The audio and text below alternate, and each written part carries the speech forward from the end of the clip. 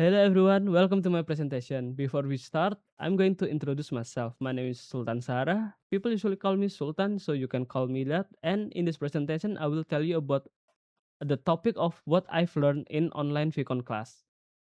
Let's get to the main point. We have three main points here.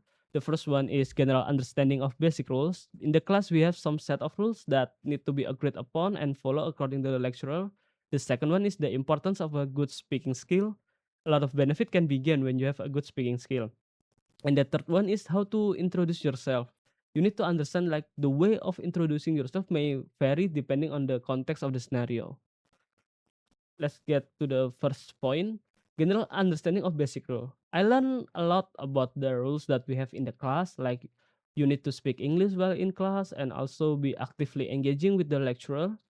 Also, you need to follow the agreement of the assignment because in its assignment there will be a specific rules that you need to follow to answer each of its question.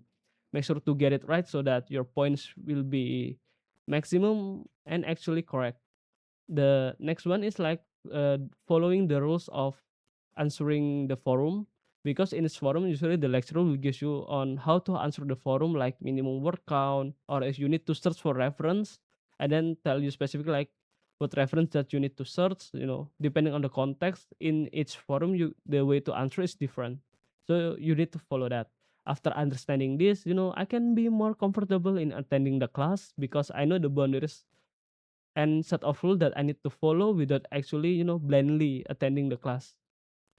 The next one is importance of a good speaking skill. Having a good speaking skill can be really beneficial in a lot of ways, especially in professional setting. Let's say you are in a meeting. When you have a good speaking skill, everyone that listen, can actually understand your point of what you're talking about. It makes you look more professional, it makes you look more credible, and people will actually tune in while you're speaking because they actually understand what you're saying, and people will think like this person is professional and I need to hear from him. After understanding this, I knew more about the importance of having a good speaking skill, and I have more understanding on the area where I need to improve in my speaking skill. Okay, the next one is the third main point on how to introduce yourself. Introducing yourself can be really simple, but actually it's pretty complex on how to make a good self introduction. You know, why is self introduction is really important because you need to make sure everyone that listen, other people can actually know who you are, what's your background, why are you speaking this, and are you actually credible? Are this person actually good? you know and we have some element of self introduction that we need to know. The basic set of element, we have greeting because you need to make sure that you have a good first impression on everyone, and then you give out your name, your background, your purpose, and slash role so that everyone know the context behind this of who you are, where are you speaking. And then we have a closing so that we can go to the next point. And then depending on the context, the content of introduction may really vary, because let's say we have a scenario, we are a student in a class. The way to introduce yourself is usually like you give out your name, and then like your age, your hobby, your general info, why are you attending the class, and what do you expect from getting from the class.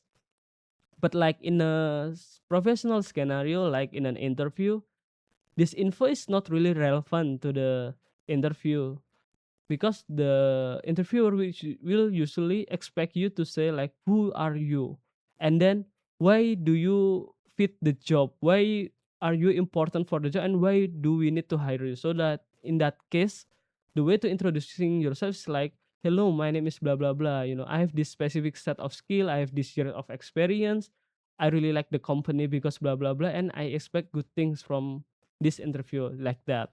There is common mistake to avoid while you are doing self introduction, like talking too long, because this is only an introduction. You need to keep it concise and not too long so that people will not get bored and people will just know like who you are, and then you get to your main point. And then sharing irrelevant personal detail, because people need to know the context of who you are, but like if you keep sharing irrelevant personal detail, people will actually think like what is this person talking about, we don't need to know you to know this about you in this scenario. And then like showing lack of confidence, because when you're actually presenting something and then you're introducing yourself, if you are showing lack of confidence, people will think less of you, like this guy is not professional, this guy don't know what he's talking about. and then people will actually tune out, and then like they don't really care about what you're saying. So having a good self introduction is really important. After understanding this, my way of introduction is actually changing for the better, because I know like the element of a good self introduction, the context, what should I share, what should I not share, and then I know the basic rules about a good self introduction. Okay, thank you everyone for listening to my presentation. I hope it helps, and thank you everyone, and bye bye.